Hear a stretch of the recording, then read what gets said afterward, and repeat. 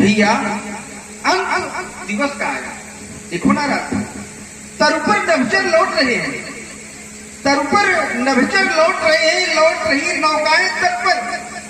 पश्चिम की गोदी में रवि की शांत किरण ने आश्रय पाया। भैया अंत दिवस का आया, जलते विस्तृत अंधकार से रवि रजनी का आलिंगन है। हमारी भारतीय संस्कृति में एक परंपरा है कि जब गोधूल मेला में पति घर वापस आता है तो पत्नी स्वागत में दीप जला लेती है। देखो ना रात रवि रजनी का आलिंगन है, संध्या स्नेह मिलन का क्षण है। कंत प्रतीक्षा में गृहिणी ने देखो गृह गृह दीप जलाया। भैया अंत दिवस का आया, जग के विस्तृत अंधकार से जीवन के सतसत विचार से, जग के विस्तृत अंधकार से जीवन के सतसत विचार से हमें छोड़कर चली गई वह दिन की मौन संगिनी छाया।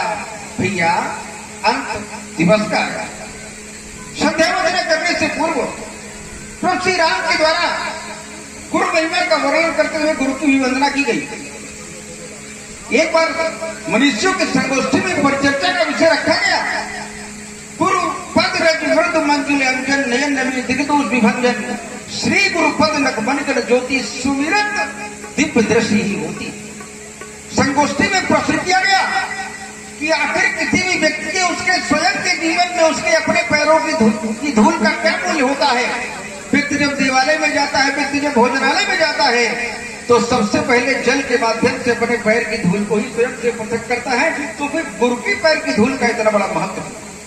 ठीक उसी प्रकार से नाखून का अग्रभाग में बड़ा हो जाता है तो हर व्यक्ति उसको काट कर फेंक देता है, क्योंकि उसका भी कोई मूल्य व्यक्ति के जीवन में नहीं होता। लेकिन गुरु के पैर के नाखून के अग्रभाग को करोड़ों मणियों के समान तेजी प्रदान बदलाने का प्रयास किया गया। जब इस पर मनुष्यों ने चिंतन और मंथन किया तो निष्कर्ष निकाला कि अरे ये पत्तियां तो गुरुओं और शिक्षकों को सावधान करती हैं कि गुरुओं शिक्षकों, तुमने यदि समाज को शिक्षित करना अपना कर्म और धर्म बनाया है तो ध्यान रखो, तुम्हारा हर क्रियाकलाप, तुम्हारा हर वो कर्म, तुम्हारा हर वो चरित्र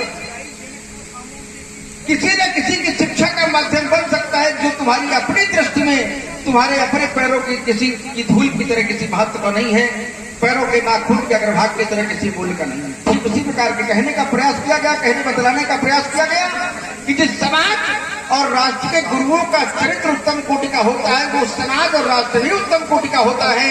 और जिस समाज और राष्ट्र के गुरु अर्थात शिक्षक पतित हो जाते हैं वो समाज और राष्ट्र भी पतित हो जाते हैं। देश प्रेम निष्ठा